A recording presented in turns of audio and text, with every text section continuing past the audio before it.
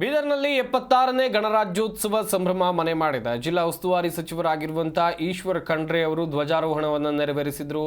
ಸಾಕಷ್ಟು ಕಾರ್ಯಕ್ರಮಗಳನ್ನು ಕೂಡ ಇಲ್ಲಿ ಆಯೋಜನೆ ಮಾಡಲಾಗಿತ್ತು.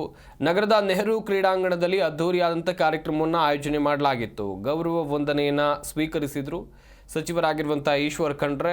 ವಿವಿಧ ಕ್ಷೇತ್ರಗಳಲ್ಲಿ ಸಾಧನೆ ಮಾಡಿದ ಸಾಧಕರಿಗೆ ಸನ್ಮಾನವನ್ನು ಕೂಡ ಮಾಡಲಾಯಿತು. ಕಾರ್ಯಕ್ರಮಕ್ಕೆ ಆಗಮಿಸಿದ ಸಾರ್ವಜನಿಕರಿಗೆ ಹಾಗೂ ಶಾಲಾ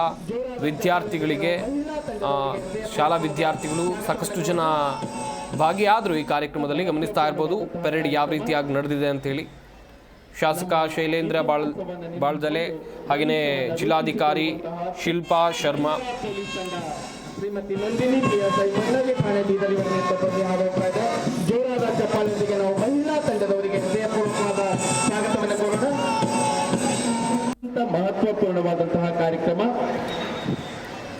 ನಮ್ಮ ಇತಿಹಾಸವನ್ನು ನಿಂತುಕೊಂಡು ಭವಿಷ್ಯವನ್ನು ರೂಪಿಸಿಕೊಳ್ಳುವಂತಹ ಮಹಿಳಾ ಪೊಲೀಸ್ ತಂಡ ಶ್ರೀಮತಿ ನಂದಿನಿ ಪಿಎಸ್ಐ ಮಹಿಳಾ ಠಾಣೆ ಬೀದರ್ ಇವರ ನೇತೃತ್ವದಲ್ಲಿ ಆಗಮಿಸ್ತಾ ಇದೆ. ಜೋರಾದ ಚಪ್ಪಾಳೆಯೊಂದಿಗೆ ನಾವು ಮಹಿಳಾ ತಂಡದವರಿಗೆ ಹೃದಯಪೂರ್ವಕವಾದ ಸ್ವಾಗತವನ್ನು ಕೋರೋಣ. ಜಿ ಕನ್ನಡ ನ್ಯೂಸ್ ಈಗ ನಿಮ್ಮ ಮನೆಯಲ್ಲೇ ನೋಡಿ. ಎಲ್ಲ ಕೇಬಲ್ಗಳಲ್ಲಿ ಈಗ ಲಭ್ಯ.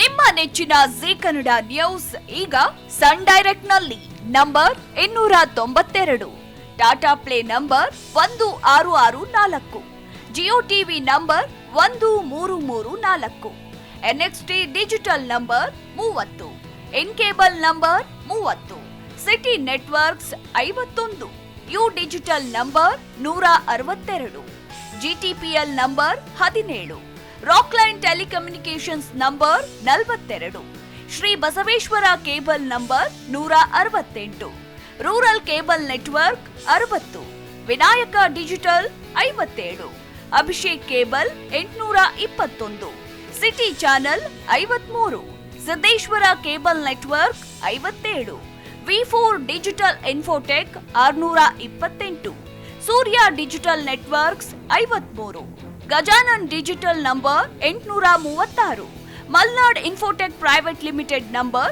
56, Metrocast number 830, victory digital number 167ರಲ್ಲಿ ನೋಡಿ ಆನಂದಿಸಿ.